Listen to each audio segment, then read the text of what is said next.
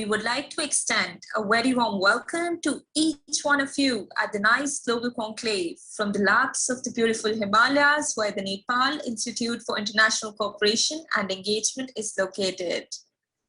The think tank was established in the month of February in the year 2016. It undertakes independent research in the field of international relations, foreign policy, security studies, and development. NICE has 4 research centers: China Studies, Neighborhood Studies, Non-Traditional Security Studies, and Security and Strategic Studies.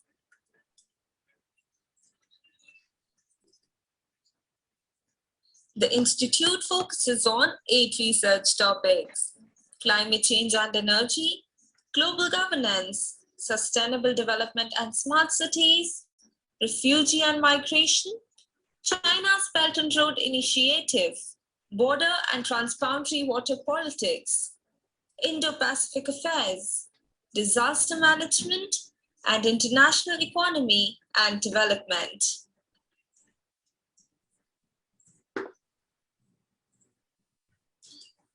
Previously, NICE has had the opportunity to host distinguished speakers from all around the globe. It was a great pleasure inviting me to speak here at NICE. It's a real pleasure to be able to speak with all of you. Well, thank you anyway, and I certainly admire the work that you're doing. I'm very happy to be with you all. NICE Global Conclave is a flagship event of Nepal Institute of International Cooperation and Engagement. The theme of the 3-day conference is connecting Nepal to the world by bringing leaders, diplomats, business leaders, and scholars from all around the globe. The objective of the conclave is to introduce Nepal to the world and at the same time update the Nepalese policy makers and experts about the fast-changing geopolitics, which will help Nepal reshape its foreign policy and to achieve its national goal. This is session 5 of the conference, and to chair and moderate this session, it's a real pleasure to have Dr. Pramod Jaiswal here with us. Dr. Pramod Jaiswal is the Research Director at Nepal Institute of International Cooperation and Engagement. He is a visiting fellow at the Sandia National Laboratories, New Mexico, US, and senior fellow at the Institute of Peace and Conflict Studies, New Delhi. Dr. Jaiswal has been a regular and visiting faculty at different universities of Nepal and China. Without any further ado, I request the chair to take over.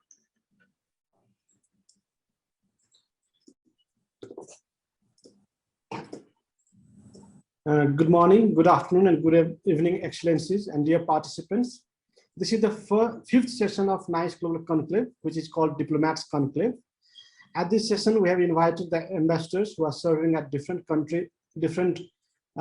missions in Nepal, who are serving at different countries' mission in Nepal, as well as Nepalese ambassadors serving at different missions around the world. To manage the time zone, we have divided this session into session 1 and session 2. The second session of Diplomat's Conclave will be held on Sunday. The NICE Global Conclave is an academic discussion. The chair, moderator, and panelists will be speaking in an open format without any protocol precedents. In this session, we'd like to request Excellencies to look at Nepal's relation with the countries they are serving in. We'd also like to focus more on the recent development, especially focusing on the economic aspects, like how countries can cooperate to, and also to see how countries can cooperate to fight the pandemic as we have been struggling with it. Since we have hardly 50 minutes for this session, I'd like to request the Excellencies to make the remarks maximum 10 minutes.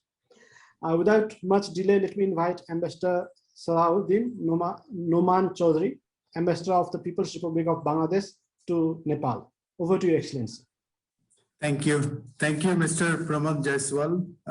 Is it audible? Yes. Okay.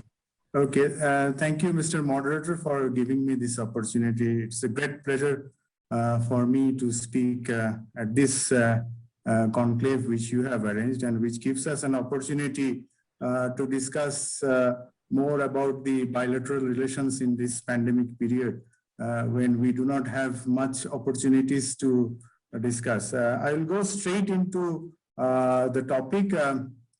You have asked me to concentrate more on the 2010 onwards, but I would like to take your indulgence in allowing me to refer to one historical point, which is very important. Our relationship with Nepal started right from the beginning of our journey as a nation. In 1971, during our War of Liberation, the people and the government of Nepal provided us support for which we remain grateful to Nepal. So the relationship is very strong. The people of Nepal are in our heart. And then since Nepal was one of the first countries to recognize us, today it is not only the golden jubilee of our birth, but also the golden jubilee of our relationship with Nepal. So this bond is very strong, as I mentioned. That is also because of the contextual similarities that we have between our two countries. We have similar situations, we have similar challenges, we have similar views, and we take similar positions in the international platform as well. And at this leadership level also, they have very strong bondage. As you all know that the Right Honorable President visited Bangladesh only in March during this pandemic period to attend the birth centenary of the father of nation of Bangladesh, Bangabandhu Sheikh Mujibur Rahman. You know this is a very important celebration in our country, and the presence of Honorable President was a demonstration of the strength of our bondage. If I go into the economic cooperation field, I should mention what we did and what we need to do. Frankly, we did not do very well. We could not translate the personal chemistry of the leadership of the two countries into meaningful economic cooperation as of now. You will be surprised to know that despite being very close countries, our trade volume is only for $50 million, of which Bangladesh has $40 million in its favor and Nepal $10 million. There are many countries in the many companies in the region which have more net output of more than $50 million. So this trade volume is abysmally poor. So what are the areas where we can cooperate with each other? If I want to mention that, you know that Bangladesh has become a hub of garments in the recent past, and we are finding opportunities for investment in other countries as well, other developing countries which have similar situations like ours. And we have already invested in many countries, many developing countries. So Nepal could be one of the destinations for Bangladesh's investment in the garment sector also. We are producing a very high quality pharmaceuticals and electronics in the recent times. Bangladesh pharmaceuticals of world class standard, and we are exporting to 146 countries in the world, including the US and European Union. So this could be one area. We are also exporting leather, ceramics, furniture, and electronics after meeting our local demands as well. So in the economic field, apart from these products, there is one area which I think it's very important for us to cooperate is the international platforms. As you all know that Bangladesh and Nepal both are graduating from LDC to MIC status in the next few years. And in fact, in 2024, we'll be graduating finally. We have already graduated officially, but from 2024, we will no longer be receiving the international support measures like market access, patent waiver, and concessional finances. So that's an issue of concern for both the countries. And added to this is the fact that the COVID situation is pushing us backwards. So we need to work together to extend this period of international support. As you know that ECOSOC has already given recommended for extension of the period from 2024 to 2026. But the General Assembly is yet to give its nod. So Bangladesh and Nepal should work together to pursue this case to extend the waiver. So that's one of the very important areas we should work. Taking opportunity of the visit that I just mentioned, we signed some very important agreements which were pending for a long time. These are the boosters of trade, which we believe it will act as boosters. One is related to the facilitating quarantine and plant hygiene in the border areas. One is about the opening of a new route through India, which will be shorter and more feasible than the existing. And one is on promotion of tourism, and the last one is about the cultural cooperation between the two countries. As we are facing the challenges of COVID, as well as the impending challenge of graduation from LDC to MIC, we have realized that there is no alternative to regional integration, and we should have more trade between our two countries. So we are negotiating a preferential treaty agreement, preferential trade agreement between our two countries, and that is at the final stage, and we hope that will be signed very soon. We are also negotiating a bilateral investment and trade agreement between the two countries. So if I may conclude, there are three areas where we can have more economic cooperation. One is the garments and pharmaceutical sector, which is where Bangladesh can invest in Nepal. Secondly, Nepal can invest in tourism in Bangladesh. You know that Bangladesh has the longest beach, and it has richest tourism opportunities also. So Nepal could invest in Bangladesh. And one area which has generated huge enthusiasm in Bangladesh is that the possibility of our investment in the hydropower sector in Nepal, where we can, from where we can import electricity, that would be of mutual benefit to both the countries. But there are some challenges. I think one of the challenges that I face, I see that there is some lack of eagerness or interest in both the countries to engage with each other, which is very sad, but we'll have to overcome that. And also our bureaucracy is very strong and slow.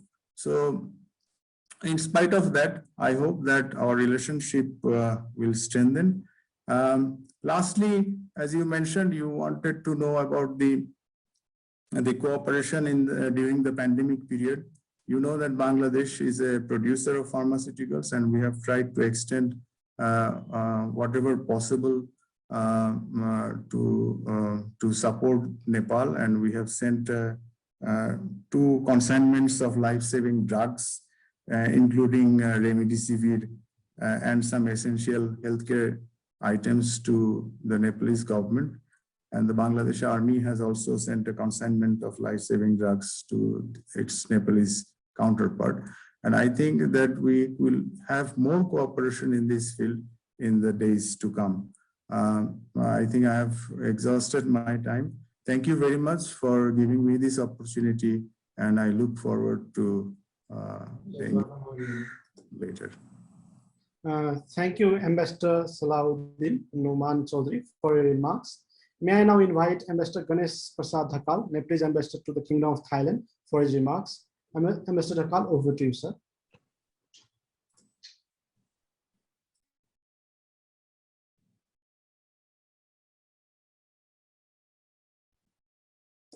So please unmute yourself. Yeah. Excellencies, distinguished participants, a very warm greetings and namaste to everyone. Thank you, NIS team, for hosting this Zoom meeting and providing this opportunity to share views. As advised by moderator Dr. Pramod Jaiswal, I will try to limit my presentation within the given time frame. Allow me to share a few words on Nepal-Thailand relations and prospect of cooperation on bilateral and regional fronts. As you all know, Nepal and Thailand have age-old relations. Both countries established diplomatic ties in 1959. Friendship, cordiality, mutual respect, and cooperation are hallmarks of our bilateral ties. Over this period, the bilateral relations have expanded in multiple areas, which include trade, tourism, civil aviation, investment, education, culture, and people-to-people contacts.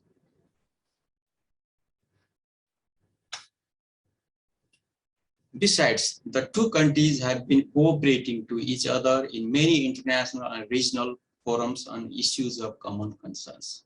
People of the two countries have commonalities of culture, tradition, and language. Teaching of Gautam Buddha and philosophy of Buddhism are strong binding threads between the peoples of our two countries. The two countries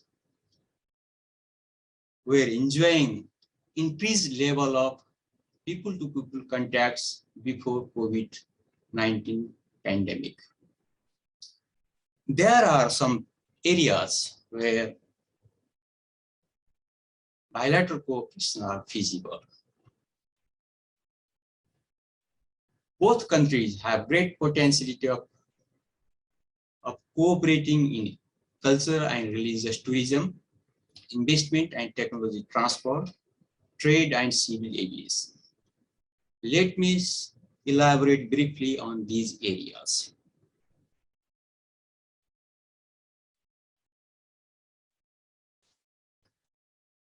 As we all know, Nepal is a blessed country with the birthplace of Lord Gautam Buddha, Lumbini, and the highest peak of the world, Sagarmatha.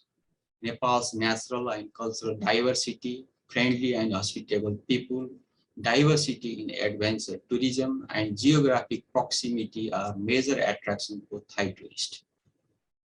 Most of the Thai tourists visit Lumbini to pay respect to the birthplace of Lord Gautam Buddha.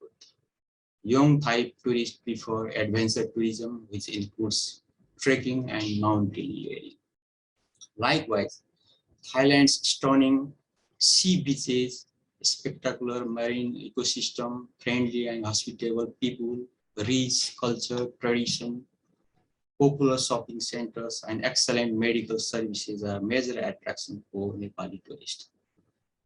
There was encouraging trend of tourist exchanges between our two countries in the pre-COVID situation. The number of Nepali nationals visiting Thailand was more than the number of Thai nationals visiting Nepal before COVID. The operation of Gautam Buddha International Airport and Pokhara International Airport in the near future will unfold new prospects of bilateral cooperation and regional tourism.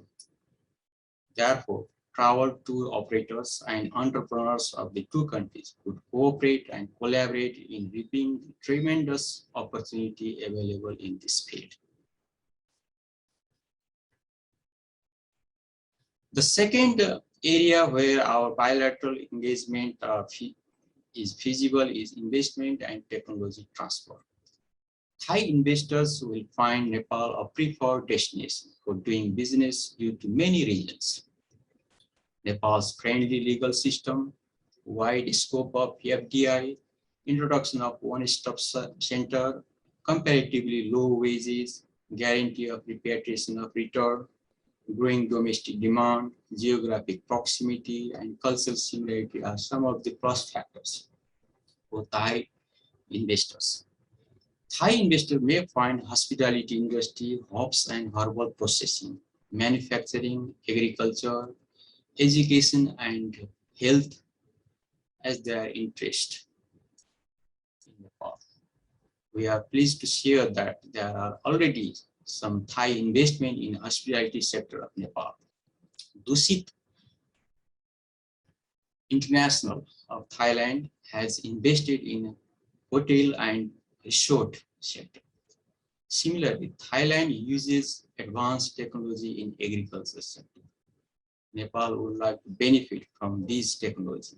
There is possibility of cooperation and collaboration between the relevant research institutes of the two countries, especially in the field of production and processing of tea and coffee sector.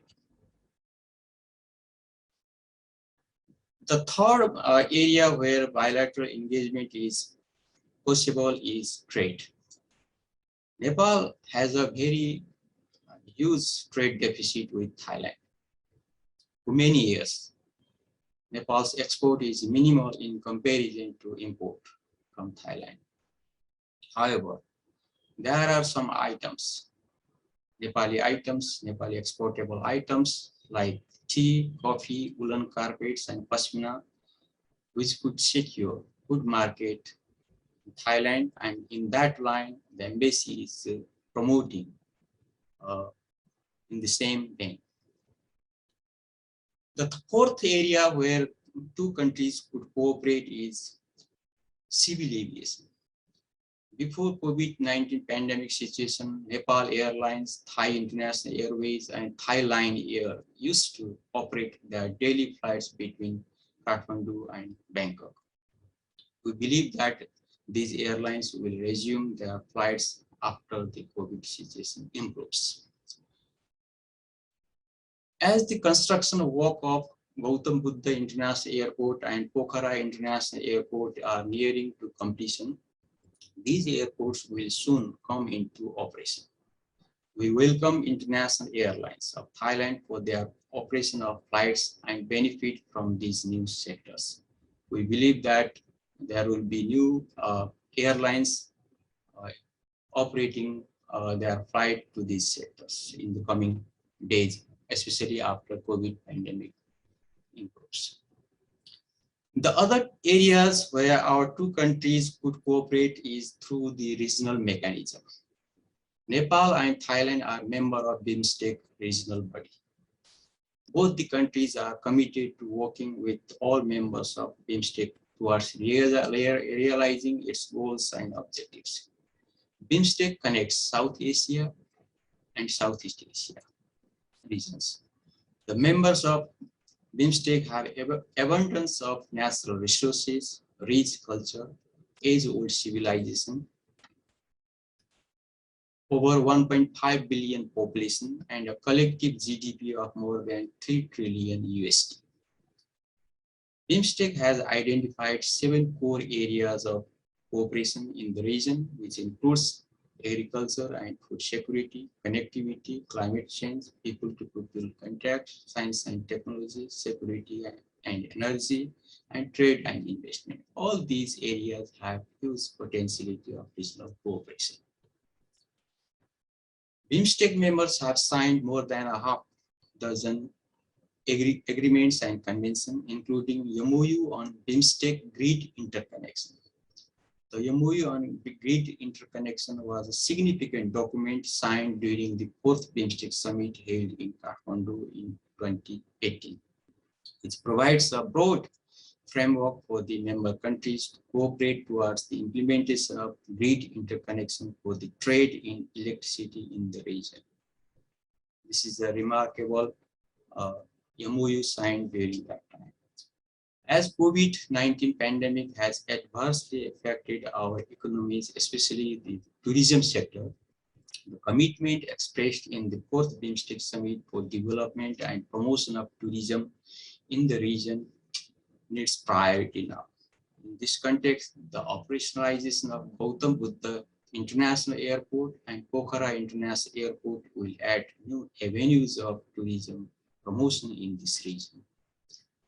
With these words, I would like to recap that religious and cultural tourism, investment and technology transfer, trade and civil aviation are the major areas where our two countries could cooperate. Besides that, there are some other areas, but mostly these are the areas where there are tremendous opportunities. With these words, I would like to end here, and I would be very happy to entertain any questions from the audience. Thank you, organizer. Thank you, Dr. Pramod Jaiswal. Thank you, sir. Thank you, Ambassador Ganesh Prasad Dhakal. May I now invite Ambassador Dr. Yuba Khatiwada, Nepalese Ambassador to the United States of America, for his remark. Over to you, sir. Thank you. Thank you, Pramod. My pleasure to join this conclave, and my congratulations for having hosted a large network of diplomats, politicians, social workers, and everybody in this process. First of all, let me have best wishes for this conference, conclave. I start with Nepal-US relationship, and I would to some extent also delve on how we have been collaborating on addressing the issue of COVID, the pandemic we all are facing, the humanity of 21st century is facing. We have a relationship with USA, which is more than 7 decades old. And the building blocks of our bilateral relationship starts with US and Nepal have established a diplomatic relationship back in the 50s, exactly in the year 1947. And then exchange of embassies being established in Washington and also in Kathmandu. And in between, USA supporting Nepal to Nepal's membership to the United Nations. So this is before 60s that we developed our relationship, but from 1960s onwards, we have a series of global, regional, and national developments. I think we have been together in all these developments. Nepal has overcome different stages of political changes. The change of 1960, the change of 1990, the change of 2006, and after the change of 2015. In all these courses, USA has been supporting Nepal's path for democracy and development and well-being of Nepali people. This is the apart from political diplomatic level of relationship, we have very strong economic relationship that builds into a kind of a development cooperation that we have. And the development cooperation coming from different schemes, including that from USAID. It goes also to more than 7 decades of relationship. And then there are other areas where we have been collaborating each other. One of them being trade, although at the moment Nepal's trade with USA is not a big amount, but in terms of our total exports, US has a significant place here. Our trade through different mechanisms and facilities, and I do hope that with the proper implementation of TIFA, with the implementation of duty-free access to Nepali garments and handicrafts to USA, and some other trade facilitation measures would also enhance our trade relation. USA is one of our major source of foreign direct investment as well, and it has been supporting, it has been sending savings and capital to Nepal in investment in several areas. Beside that, we do have a lot of relationship through tourist movements. US is a good destination for Nepal's tourism industry. Despite COVID being the case, we used to have a very good inflow of tourists from USA to Nepal. Let me touch upon other areas of our bilateral relationship which really build the relationship stronger, that is people-to-people relationship. The people-to-people relationship starts with USA Peace Corps volunteers serving Nepal right from 60s, and they have been working in our rural areas in water supply, in rural development, in agriculture, and in schools, and in several other areas where we do have people-to-people contact and cooperation between two countries. The diversity visa system started by US is another opportunity to have people-to-people relation, because many Nepalis have got the opportunity to be settled in USA through the diversity visa. More to that, the accommodation of a large number of Nepali-speaking Bhutanese in USA, which were refugees in Nepal for decades, is also a kind of gesture that establishes our relationship to be even stronger. More to that, the humanitarian kind of support that the USA has been providing to Nepal at the time of disaster or pandemic is memorable. In the past earthquake of 2015, the humanitarian assistance from USA was significant and very timely. And also in this pandemic, the relationship has gone even stronger, and US support to Nepal in addressing COVID has been much more significant to Nepal. I'll come to that point in a while. But let me just go to the details of this kind of collaboration. How do we see the future of our bilateral relation? I think that's the most important part of this discourse. First, the building block of our bilateral relationship is Nepal's foreign policy, which believes in sovereign equality, which believes in non-alignment, which believes in global peace and harmony, and which believes in the principles of Panchashil and non-interference included, and that US honoring our geopolitical situation, and also US also being partner in this global peace process is one aspect where I see a lot more space for further and future collaboration. In particular, Nepal's contribution to the peacekeeping process through our security personnel is noteworthy, and Nepal is currently the third country to have served the peacekeeping process in different conflict-ridden countries. So in that, I think if we have a common agenda of global peace and development, Nepal is contributing a lot to that, and USA is supporting Nepal also to our military to build capacity to better serve in the peacekeeping process. We do have military collaboration also in terms of building capacity, visits of high-level personnel, military officials, and also some of the field works together. And also the support from military at the time of crisis and pandemic is also noteworthy.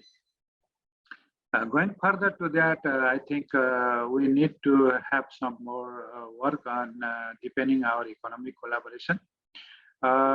It starts with the trade concessions that have been provided by USA to Nepal.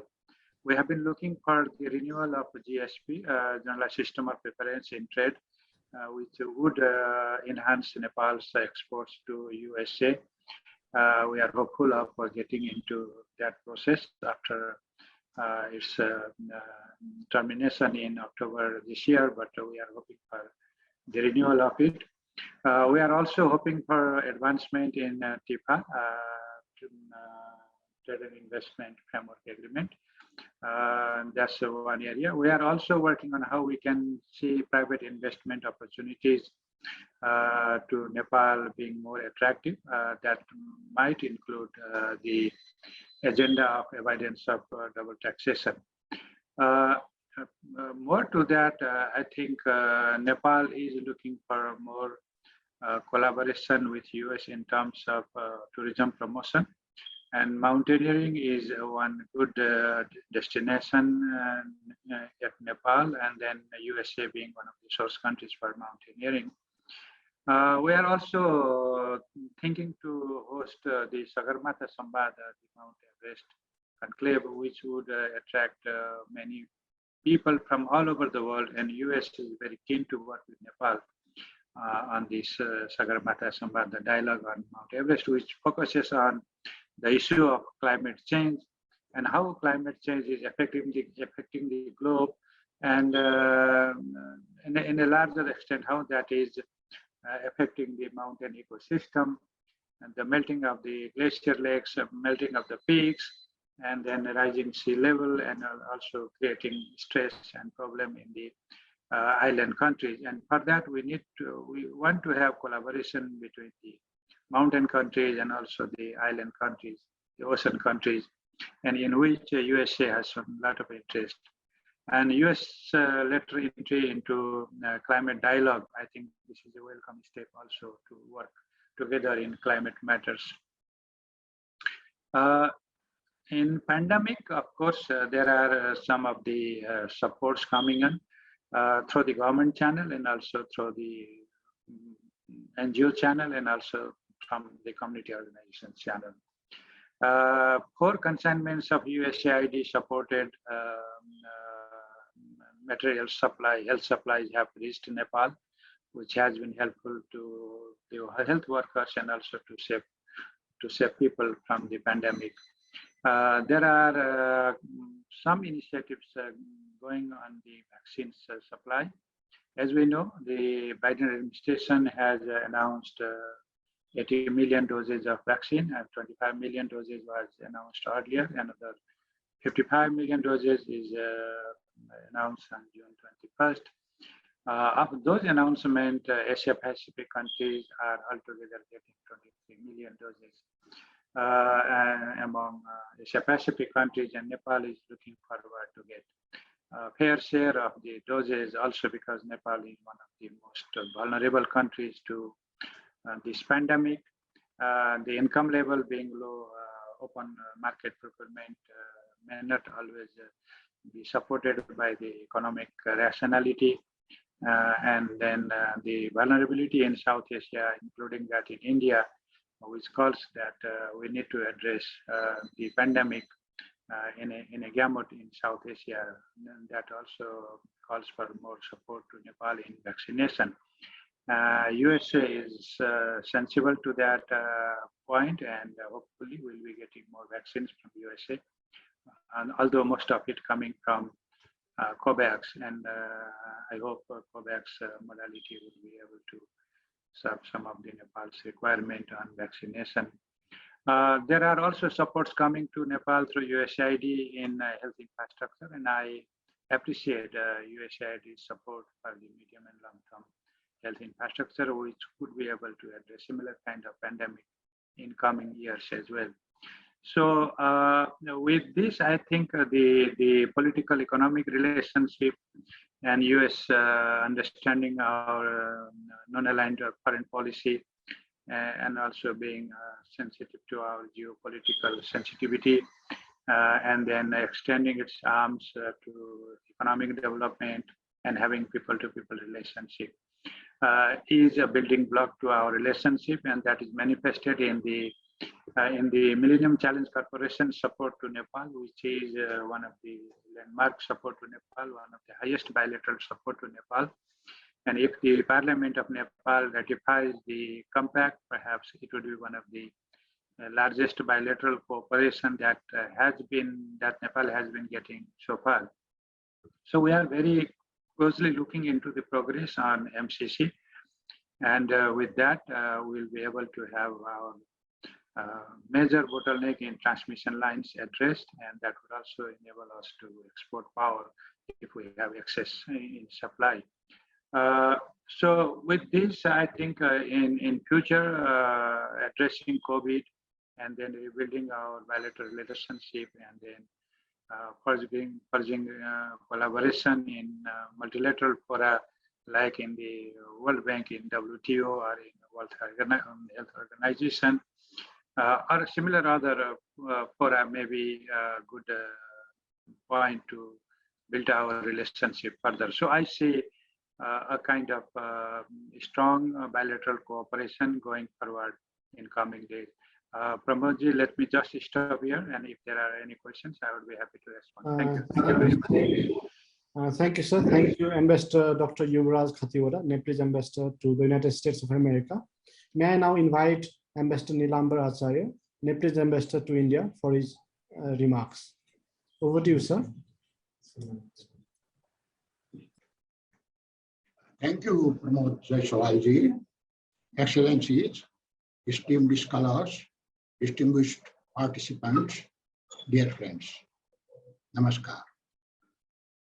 I am very much pleased to join you and to share a few words on Nepal-India relations. Thank you for giving me this opportunity.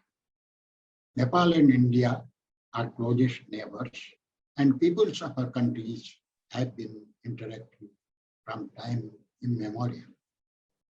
Roots of our friendship go deep into the past. At the same time, our vision has been directed towards future. As we share history, we share our dreams too. We stood together in realization of our aspiration as sovereign nations closely linked by geography, nature, history, culture, and civilizational and modern values. With open and accessible borders and hospitable hearts, it was easy for the people of our two countries to interact and cooperate. We dreamed a prosperous future for our peoples, consolidation of independence and sovereignty of our countries, strengthening cooperation, development of beneficial international relations.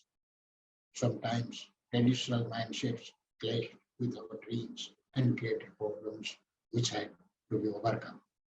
India has been our valuable development partner, and many Indians have contributed to the development of our country. Nepalese also have shed their sweats and blood in the land, India.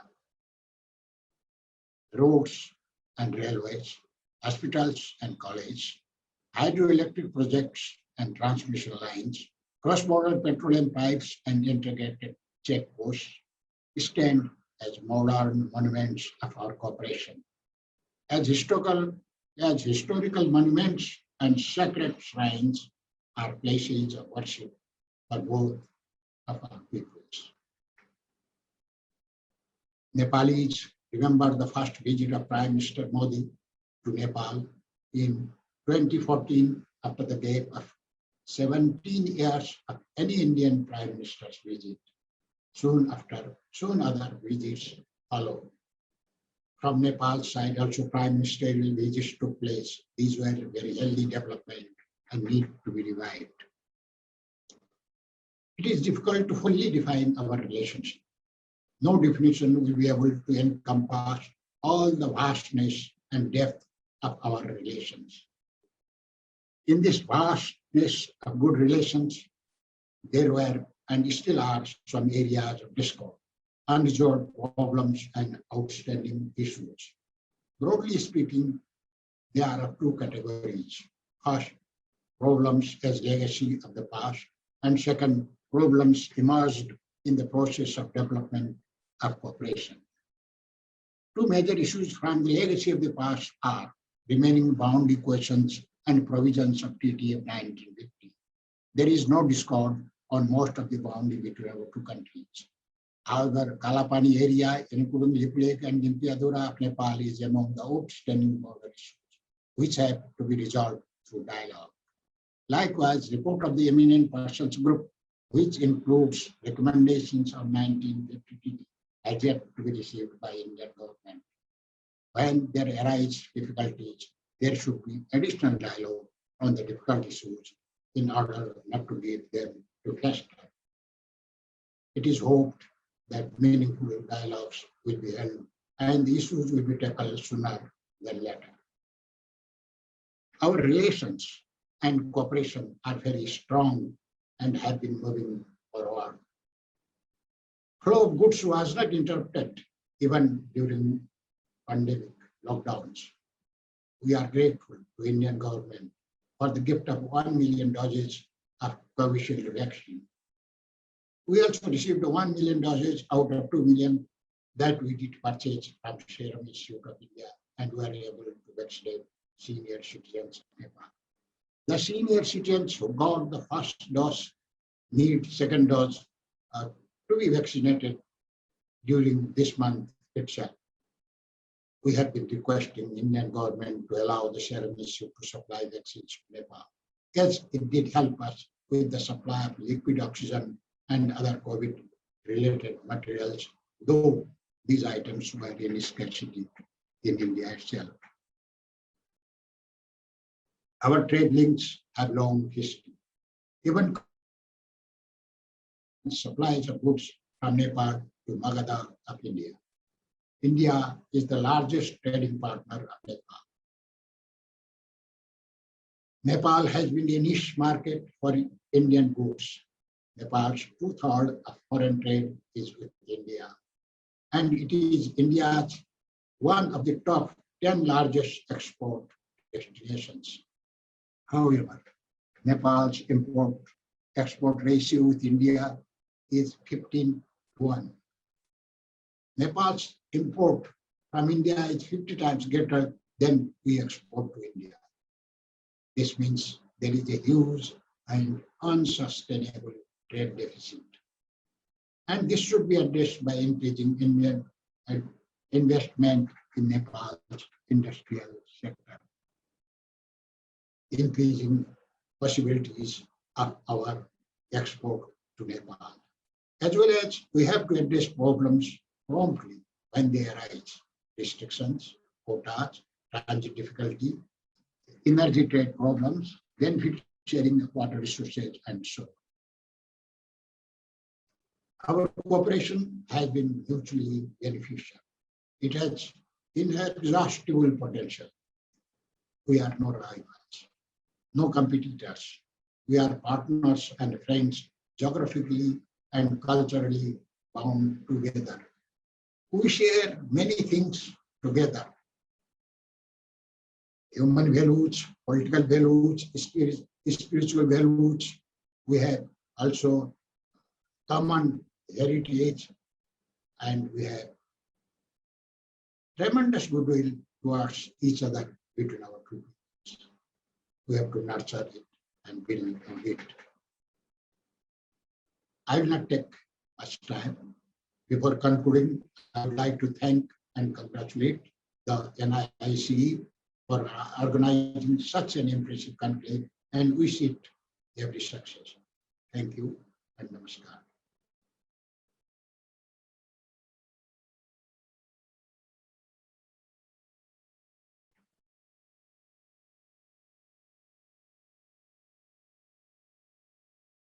Thank you. I conclude it.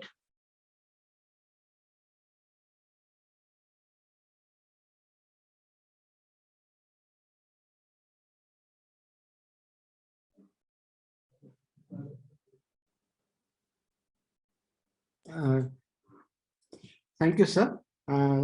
Thank you so much, Ambassador Nilamber Acharya, for your remarks. Excellencies, here we come to the end of the session. We are not taking any questions at this session, and the two of our excellencies are not able to join us today. It was a really fruitful session. We are really grateful for your time. We look forward for your support and encouragement in the future as well. Thank you so much. Thank you, sir. Thank you. Thank you, Dr. Pramod. Distinguished Chair, speakers, ladies and gentlemen, as we have come to the end of this session, we would like to express a sincere gratitude and thanks to the Chair for agreeing to chair and moderate the session today. Our sincere thanks also goes to all the speakers for being a part of the event and delivering such comprehensive and convincing presentations. We would like to acknowledge our gratitude to our friends from the diplomatic community, experts, academia, media, and different organizations. Finally, we must also mention our deep sense of appreciation for the audience who participated in the webinar and those who are watching us live. Thank you for your valuable time and attention and for making this session productive with your questions. Once again, we are truly honored to have you all with us today. Please do join us in the next session. Thank you so much.